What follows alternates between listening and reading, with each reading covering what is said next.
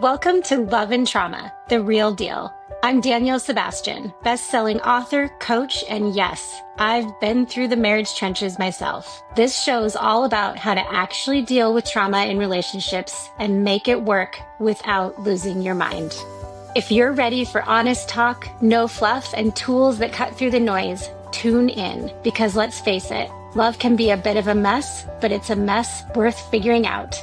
This is Love and Trauma, the real deal.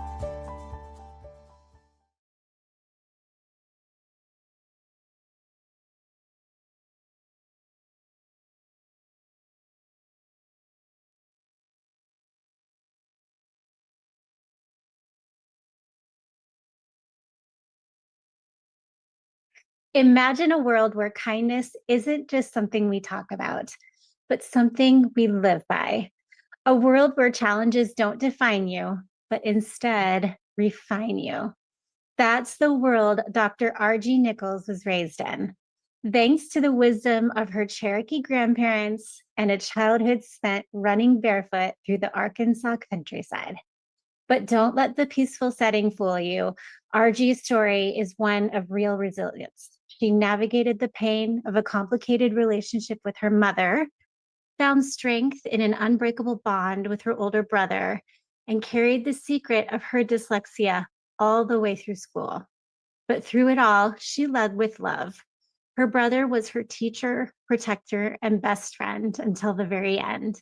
And that connection shaped how she would go on to show up for the world.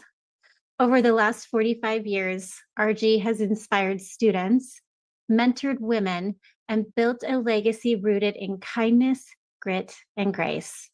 From the drafting table to the university classroom, from single motherhood to becoming a powerful voice for financial literacy and leadership, she's proof that healing is possible and that it's never too late to rewrite your story.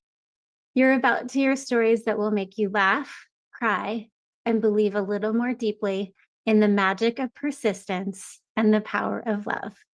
So if you've ever been underestimated, overlooked, or just needed someone to believe in you, this episode is for you. So press play, get ready to meet one of the kindest, strongest women I've ever had the honor of interviewing, Dr. R.G. Nichols.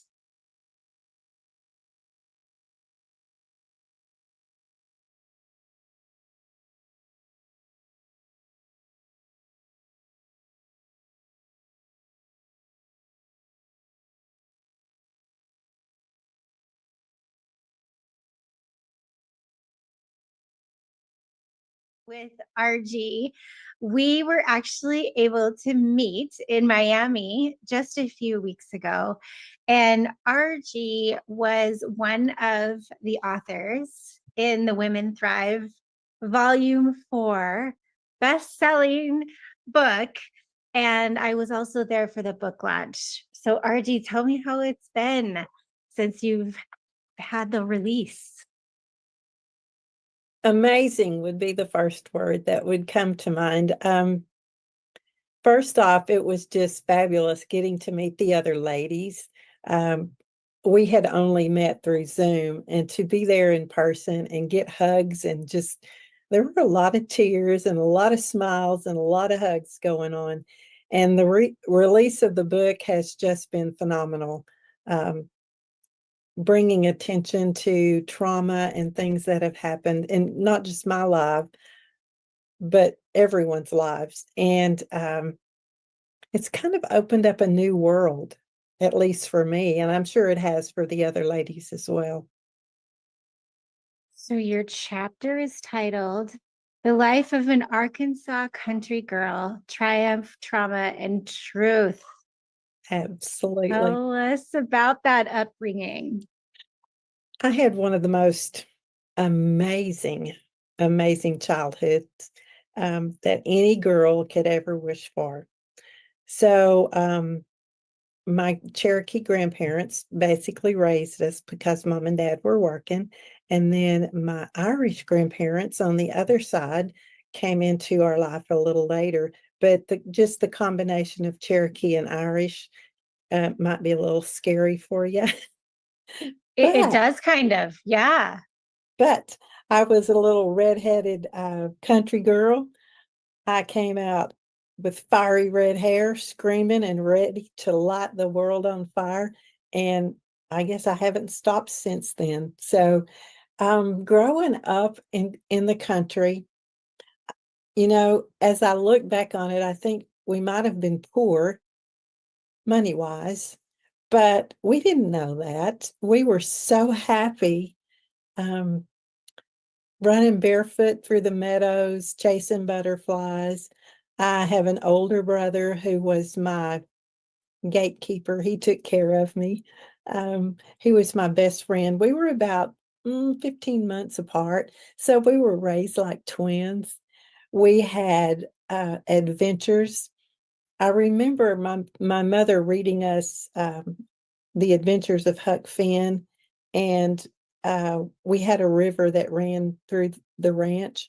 And so the two of us at a very young age decided we were going to build a raft and we were going to float the river like, Huck Finn did the Mississippi. We didn't tell our parents about that, of course, because, well, you know, as it turned out, we got stopped before we took off on that adventure. But there were so many others. I grew up probably on the back of a horse. I could ride a horse before I could walk, I'm sure, because brother was on there with me and him, being just 15 months older. The things we did. I guess I should say I'm probably pretty lucky to be alive today, coming to think of it. But we had so much fun, so much fun. And then, of course, he grew up and went to school, and I was devastated. The big yellow school bus picked him up and brought him home every day. And I was like, I don't understand. I've been with him since birth. I don't understand why I can't go to school with him. Well, I was 2 years behind him.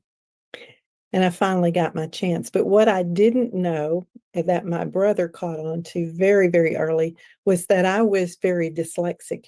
We didn't know that word back then, but he knew that I didn't see numbers and letters like he did.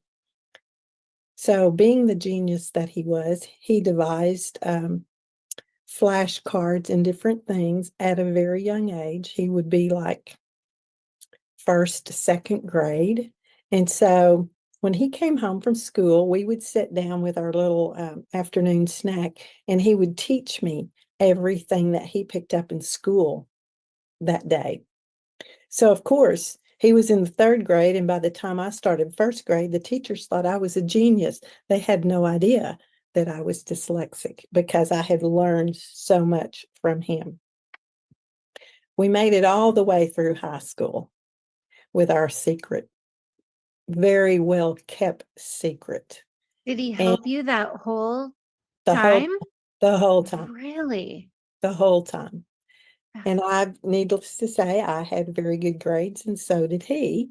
But, we were feeding off of each other. And I was thinking, well, what happens, when he left for college, what's going to happen to me? But thank goodness he had given me enough background to keep me going. And when I tell people that story, especially some of the ones that we went to school with, they were clueless. We kept that secret very close to our heart. And I'm going to tell you that I didn't really release that secret until I wrote the chapter in the book. And I'm really? almost 70 years old. So, am I still dyslexic? Yes.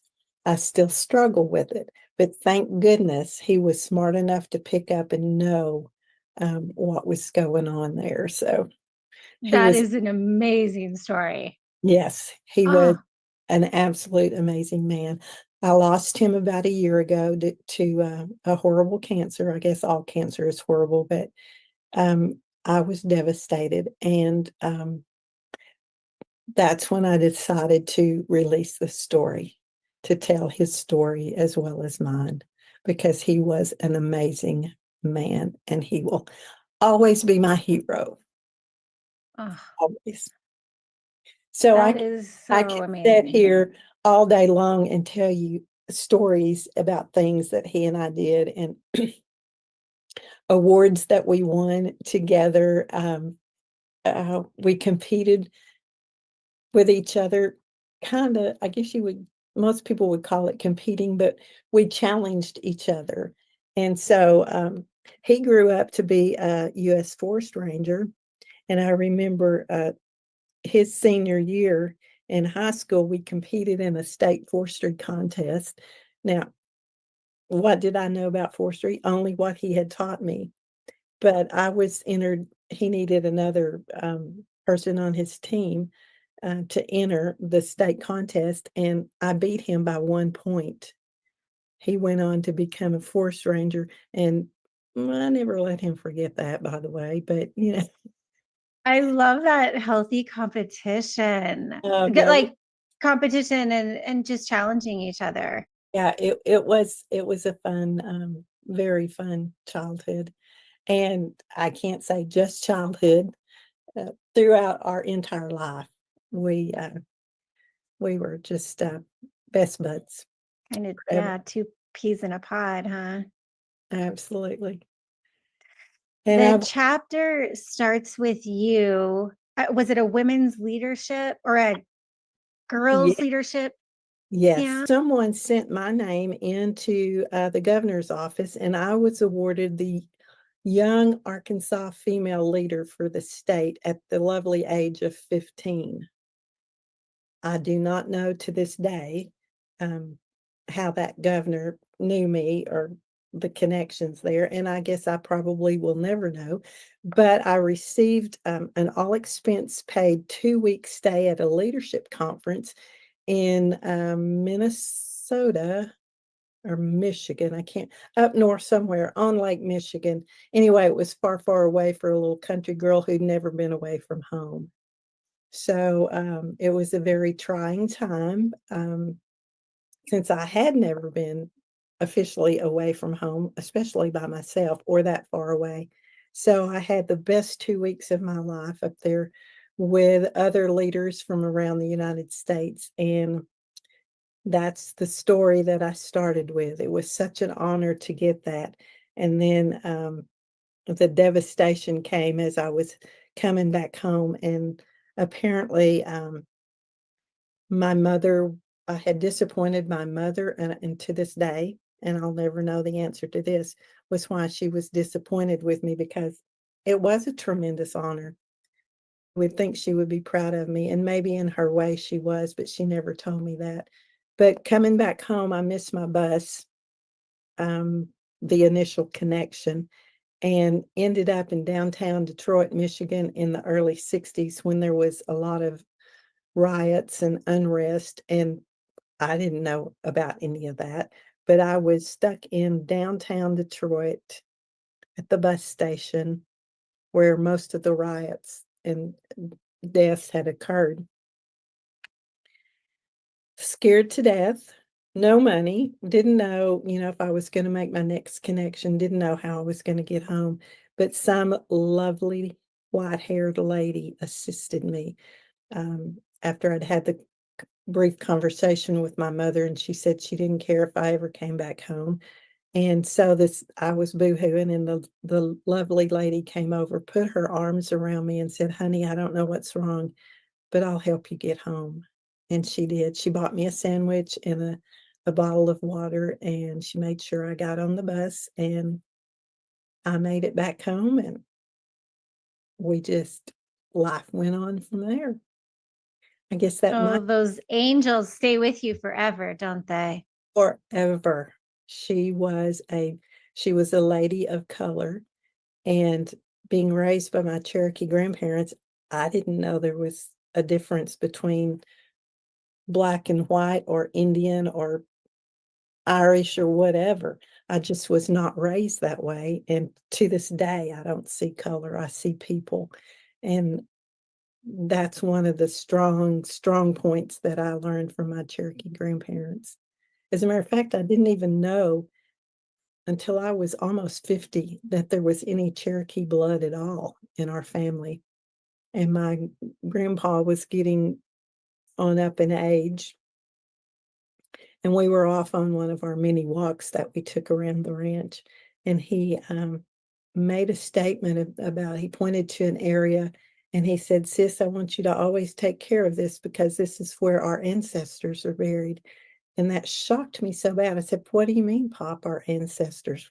I had no idea what he was talking about. And that's when he let go the secret about his grandmother being a full-blood Cherokee. And and I have done some research, and I did find her. She was listed on the roll books and still is in Cherokee, North Carolina. So as soon as I get retired and freed up a little bit, I'm going to keep digging till I learn more about that Cherokee ancestry, which I am very, very proud of, as well as the Irish side as well. Yeah. Oh, I love that. Did they just kinda take it for granted that you knew that already, or do you know? No, I asked, I said, "Why are you just now telling us this?" And he said, "Well, it was taboo when he was growing up to be known as Cherokee." Um, so she did not get on the roll here in Oklahoma, the Oklahoma area. And because she was hiding out from the government, she didn't walk the Trail of Tears. She picked up and came on a southern route and came into East Texas. So because of that, she was not tracked by the government. So it might be a little hard for me to find information about her, but I'm going to keep digging till I find it. And so that phone call with your mom, Mhm.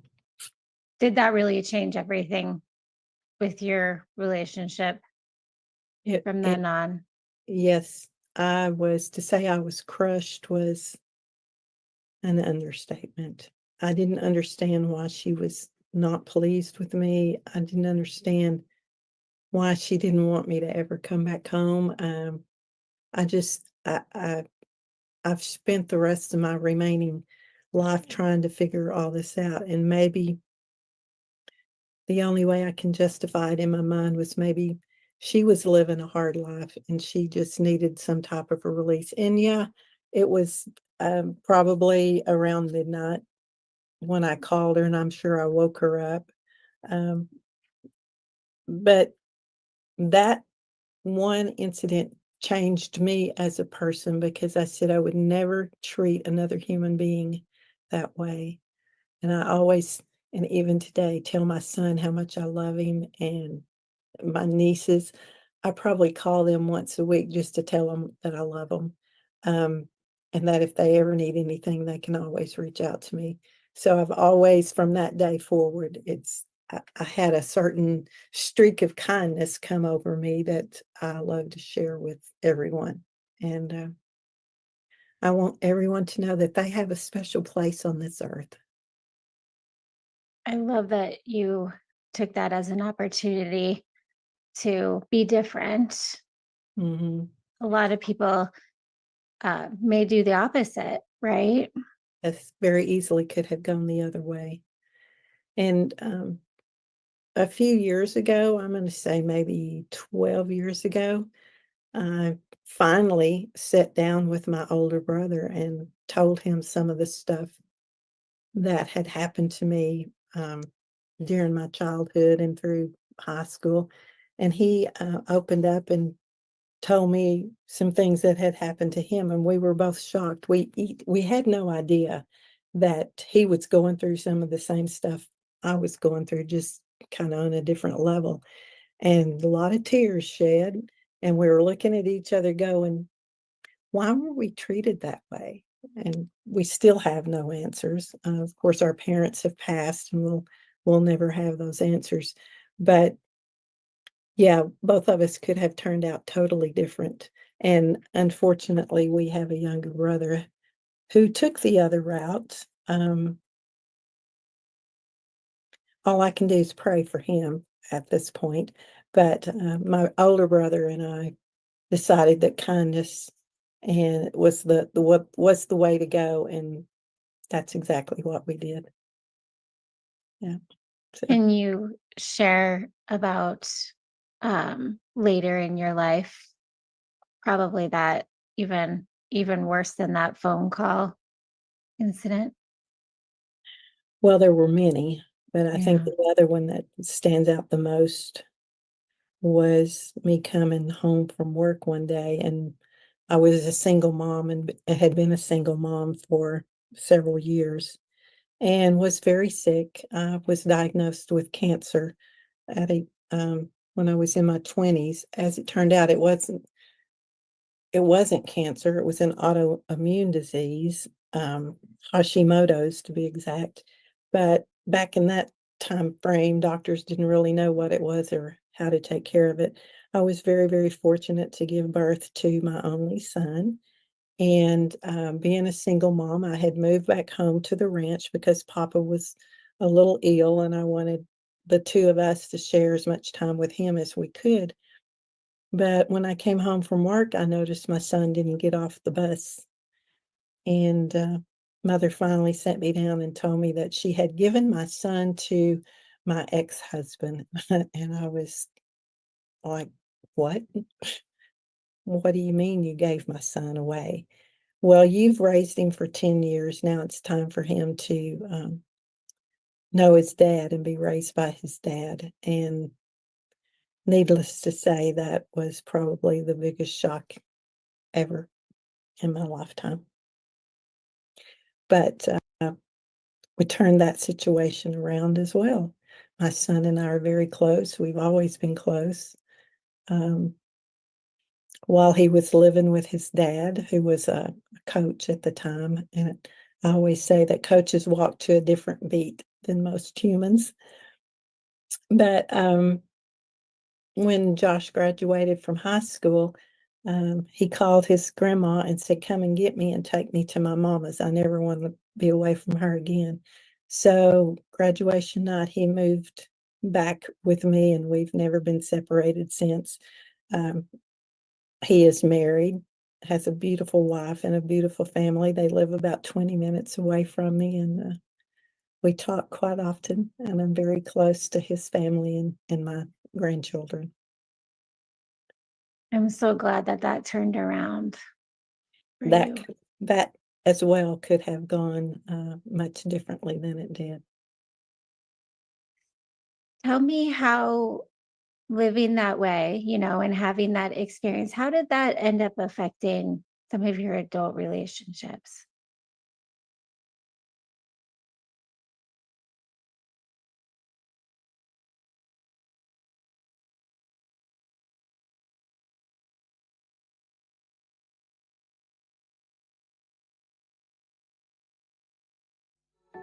Banging your head against the wall trying to navigate the complexities of a relationship impacted by childhood trauma, it doesn't have to be this daunting.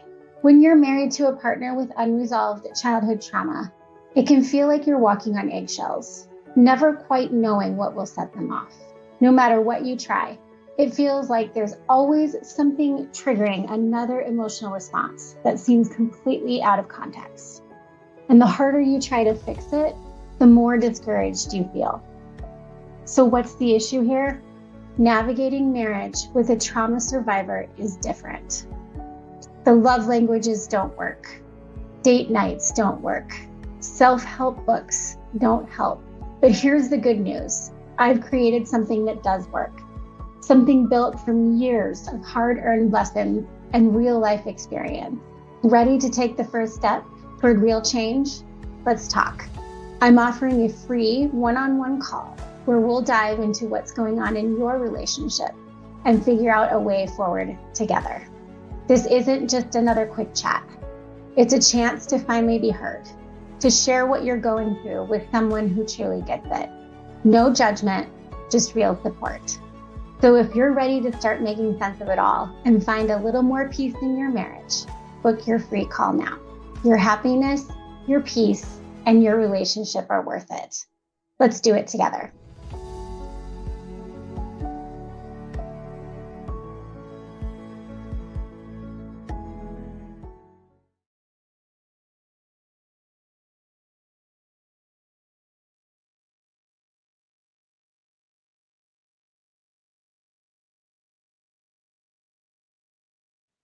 My first husband was my high school sweetheart.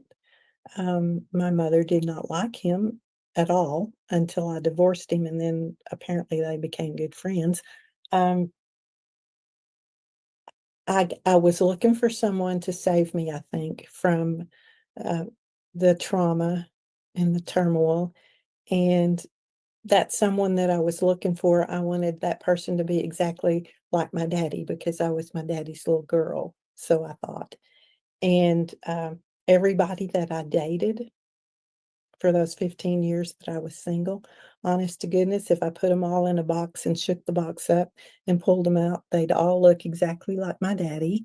They'd all have the same haircut, wear the same size pants, same size shoes, and it took me a long time to be able to see that. I mean, Yeah. I was looking for, someone to take the place of my dad and to be that savior to save me, and I didn't love myself, I just wanted someone else to love me, and I was the person always trying to take care of them, and so, needless to say, that made for not very strong relationships. I guess that's why it took me so long to finally end up with my partner in life, my husband today, who is nothing like any of them. He doesn't look like them. He doesn't act like them. He's my other best friend, and he loves my brother as well. So, yeah, that could have gone so wrong so many different ways. But, he came into my life about 25 years ago. And well, actually 30 years ago, for the first 5 years, I wouldn't even look at him because I was so dead set on never getting married again, but here we are, going strong, and my family loves him, he loves my son, yeah, it's a good situation. What did you do after your divorce, that ended up making your second relationship a success?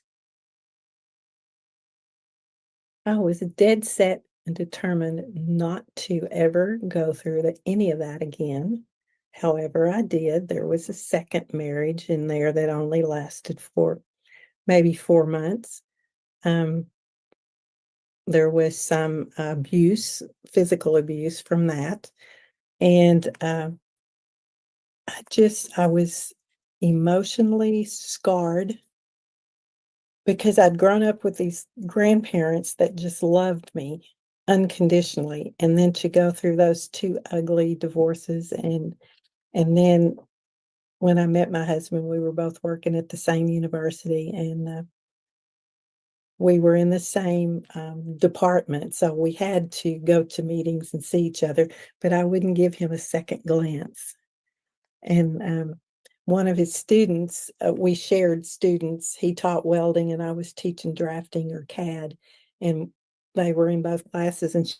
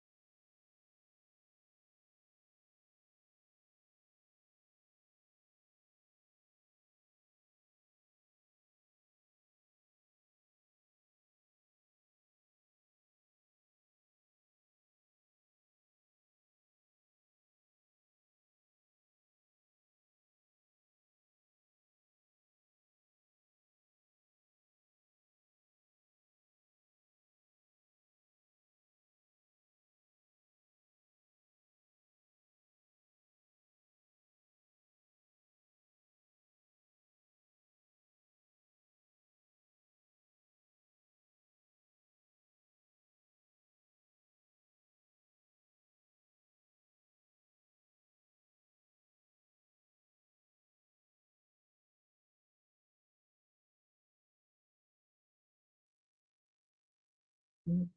As we started talking, we found out we had so many things in common, the way we had grown up. Um, he had all the same pets that I had. He was in 4-H club, just like Dwayne and I were. He'd done now he lived in Oklahoma and we were in Arkansas, so, 2 different worlds, but yet at the same time, there was so many things in common. And then come to find out, our paths had indirectly crossed many years prior to me coming to the university. One of my cousins and Bobby's dad were best friends. My cousin was the superintendent at a school where Bobby's mother worked. And I had actually met his mother because I went to that school somewhere in there and interviewed for a home ec position, and she was the one that interviewed me. However, I didn't know she had a son named Bobby. And her husband, Bobby's dad, was the deacon at the church where this superintendent was also the pastor. And they had spent lots and lots of time together. They had traveled to Israel together. They had been on 2 or 3 expeditions looking for Noah's Ark uh, in the Himalayas or wherever the Ark is supposed to have landed. I didn't know any of this. And so Bobby and I had probably been dating or together for about 5 years, and I brought up this thing because I had just seen my cousin earlier, and I was telling him a little bit about, "You won't believe what my cousin has done. He's gone over and looked for the ark," and Bobby got this funny look on his face. He said, "Oh, really? When did he do that?" And I was telling him roughly when. He said, "Well, that's really strange because my dad did that too. I wonder if they were on the same trip."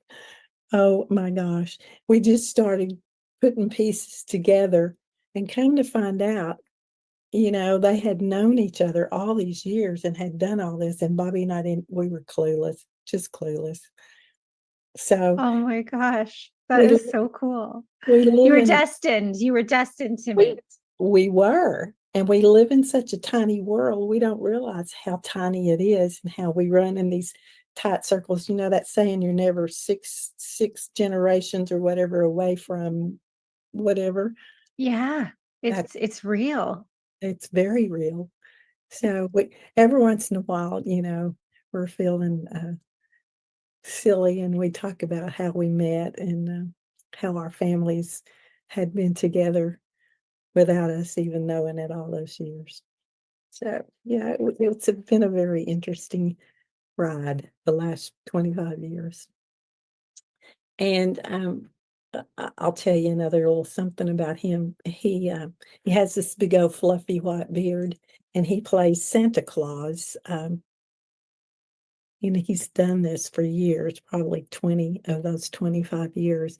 He did it on campus for all of the professors, young children, and now he does it every Christmas. Of course, he's retired, and he says that's his only job. He works 4 weeks out of the year, and so um, everybody refers to him as Papa Santa. Even my nieces and great nieces call him Papa Santa, and so that's just Yeah, that. that says it all, doesn't it? That Absolutely. says it all right there. Yep.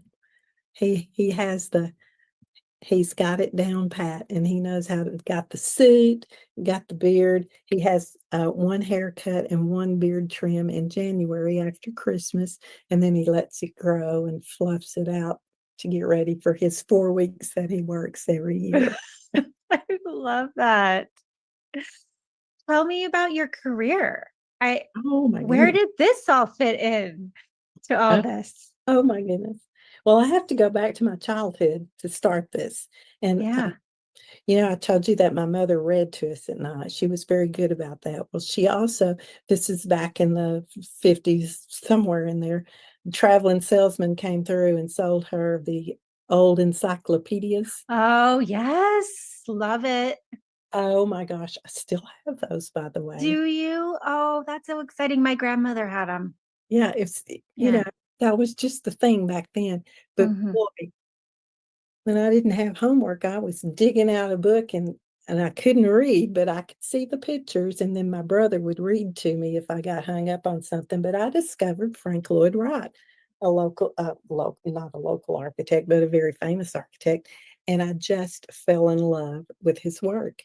I'm Mhm. talking, I was 5 or 6 years old when this was going on. So I used to lay out in the clover, watch the bees and the butterflies swirl around my head, and I would be dreaming about something Frank Lloyd Wright had designed or something at a young age. I've always been fascinated with him, and that's how it started, was from the encyclopedia books. So I always wanted to be an architect when I grew up.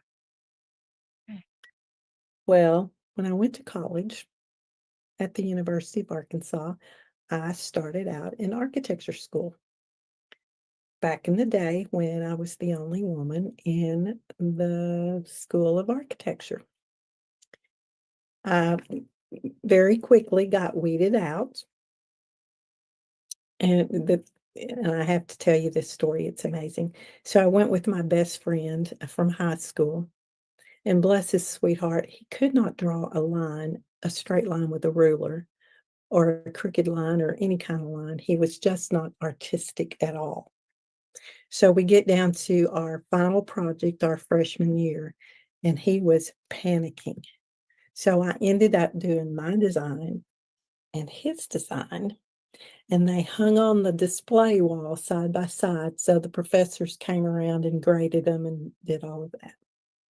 He made an A, I made a D, and Really? I'd done them both. So we're looking at each other going, well, now what do we do? Because we couldn't go confess up because we would have both got kicked out of school. Right, that's cheating essentially, yeah. Yeah. And Mm. one of my weaker moments, but I was pleased for him because I guess I did pretty good work for him. Anyway, I transferred schools and went into home interior design since I got the boot. Oh, okay. And he went on and became a rather important architect. He was working for, I believe it was American Airlines, and he was in charge of all the roof designs on the terminals. And he got to travel the world, and everywhere he went to work on one of these terminals, I would get a postcard from him, and every one of them said the same thing. "RG, you should be here doing this work, not me." And I've kept those cards all these years. I have them from all over the world. But That is the sweetest story. long story short, I got my degree in home ec, couldn't find a job at the time I graduated, and that What kind of jobs were there for home ec? Tell me. there weren't any. Because my mom had a home ec degree too. Yeah, And there yeah, didn't exist. yeah. I mean, I could have gotten a design job in Atlanta or another, but I had a young baby and I didn't want to move away from the ranch or that far away. And so I Not sacrificed a lot of design options none on the on the in the ranch. farm, right? Yeah, Yeah, the ranch. not a lot to design. No, no. So anyway, a few years later, I decided I was going to slip in the back door of an architect firm. So I went and got a drafting degree because I already Okay. knew how to draw, but I thought I have to be somewhat official to apply for this. So it was a 2-year program, and I finished it in about a year and a half and graduated with honors. And then I came back to the area and applied for my first job. And it was with, you're not going to believe this, but one of the architects that started up at the University of Arkansas, and he remembered me, and he remembered how well I had, my projects and things, and he wanted to hire me. But at the time, all he had was a secretary's position, answering the phone, running blueprints, making coffee, $3.25 an hour. And I told him, I said, "Thank you very much for considering me, but I think I'm worth a little bit more than $3.25 an hour with all this education I have running out my ears." Good for you. I bet that was hard. It was. Was it So, hard? yeah, Yeah. very hard. So I ended up teaching drafting slash CAD, computer aided drafting, in a high school in Oklahoma, just over the state line. I, um, I've now gone full circle, and I ended up teaching CAD in college, and I ended up back at the University of Arkansas on the Fort Smith campus running the CAD program many, many years later. And we had one of the most award-winning Autodesk training centers in the world. We trained architects, engineers from all over the world. They flew in and we trained them. And this same architect finally called me and said, "RG, I need you to train my entire firm on CAD because we've got to get off the hand drawing board and join the real world." Well, needless to say, I charged him a little bit more than $3.25 an hour for training his entire firm. But yeah, another small That circle. also came full circle. Yes. So I have been at the university for 32 years, teaching CAD up until just a few years ago when I switched over. I have a doctorate degree in leadership. So I let some of my other trained instructors take over the CAD portion, and I moved over to teach leadership courses. So full That circle is again. amazing. Oh, your persistence and survival really played a big role. Uh, And also your kindness, because all these people remembered you, Oh, absolutely. the I connections. I have students scattered all over the world now. Yeah. And I still get cards and letters and thank yous. And we actually really advanced that CAD program to where we were doing animation and allowing people to walk through their buildings before they were ever built. So I have students doing animation in California, LA, Hollywood, different places. And so, yeah, it's pretty exciting. That is very exciting. Oh, to see the fruits of your labor, huh? Yep. And I did it all with kindness. And Yeah. if I could do it all over, I wouldn't change a thing. Yeah, because being kicked out of that school could have also been another turning point, Yes, right? Where yes. you could have burned some, not burned some bridges, but just held that resentment. Yep. Yep. And now I get to tell the story about now, and they didn't officially kick me out. I made the option. I knew that I was never going to make it after that grade mix up thing. Yeah, the grades spoke Yeah. for themselves. So I took the higher road and glad I did. So You've spent, at least from your bio, it says 45 years inspiring and educating others. yes, and What? I Yeah. plan to continue doing that, even though I'm retiring in May from the university after 32 years with them and a total of 45 in education. But now my passion is helping women leave a financial legacy. And I don't mean just money. I mean, there's lots of other things that allow you to leave that legacy, kindness being one of them. Um, but I don't want women to think that if I lose my spouse, and now that I'm older, I see these things happening. Women are losing their spouses and they don't even know how to pump gas into their own vehicle. They've never had to, believe it or not, there are women out there that have never taken care of the finances, nor do they know how to do any of that. And it breaks my heart, just breaks my heart. And so I want to continue speaking to women and women's groups and letting them know about all the things. Oh, by the way, I forgot to tell you, I did sort of get a law degree in there too. Okay, I thought so.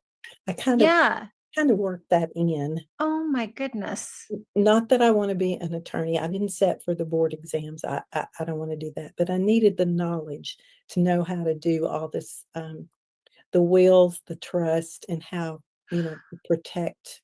Oh, for the, okay, for Yes. Yes. Entrepreneur, the women.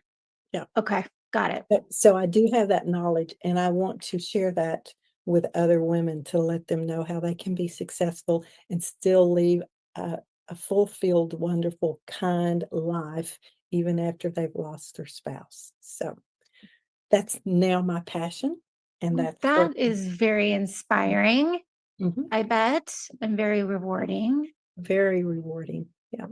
Tell me, RG, if there's somebody out there that, had a rough childhood, and had some of those kind of slaps in the face moments and they're having trouble, you know, getting past it, what would you tell them?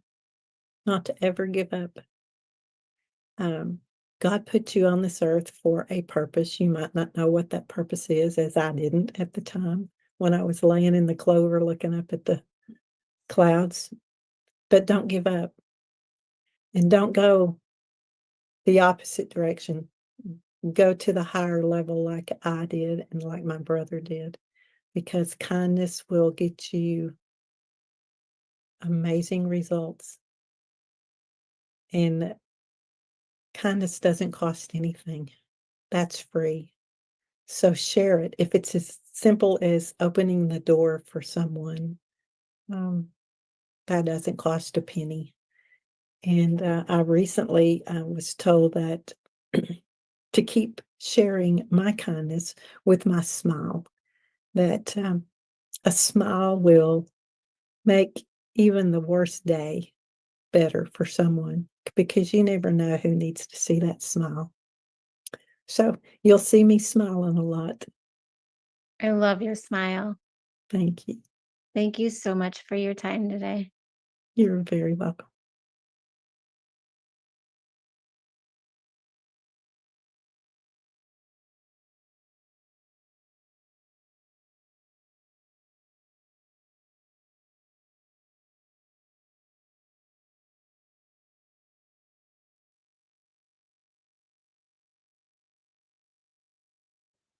Oh, wasn't that the real deal? Dr. RG Nichols just gave us a master class in what it means to live with heart, to lead with kindness, and to keep going, even when life knocks the wind out of you. And if you're like me, you're walking away from this conversation feeling seen, strengthened, and inspired. Here are my three biggest takeaways from this powerful interview. Number one, kindness is a legacy. It's not just about being nice, it's about making a lasting impact. Whether it's a smile, a lesson, or a moment of compassion, kindness ripples far beyond what we see. Number two, your story matters, especially the hard parts. RG's courage to finally share her secret struggle with dyslexia, and the pain of her relationship with her mom is a reminder that the truth heals, not just us, but everyone who hears it. And number three, who we become is a choice. RG could have chosen bitterness, resentment, or silence, but instead she chose joy. She chose service. She chose to believe in people. And that's why her story will stick with me forever. This episode is one I'll be thinking about for a long time. And if it touched you too, do me a favor. Share it with someone who needs a reminder that they're not alone and that there's power in choosing kindness, even when it's hard. Thanks again for turning into The Real Deal, where we don't just talk about healing, we live it, one honest story at a time. Until next time, take care of your heart. Keep showing up and never forget, you are not alone. All right, that's a wrap for today on Love and Trauma, The Real Deal. Big thanks to my guests for sharing their insights. Couldn't have done it without you. Now, for those of you looking to take this journey further, I've got something special. Head to my website to grab Real Tactics, Real Healing, a survivor's playbook for navigating a relationship with a trauma survivor. It's packed with everything you need to know, do, and say to navigate the emotional minefield, find your balance, and regain your self-worth and happiness.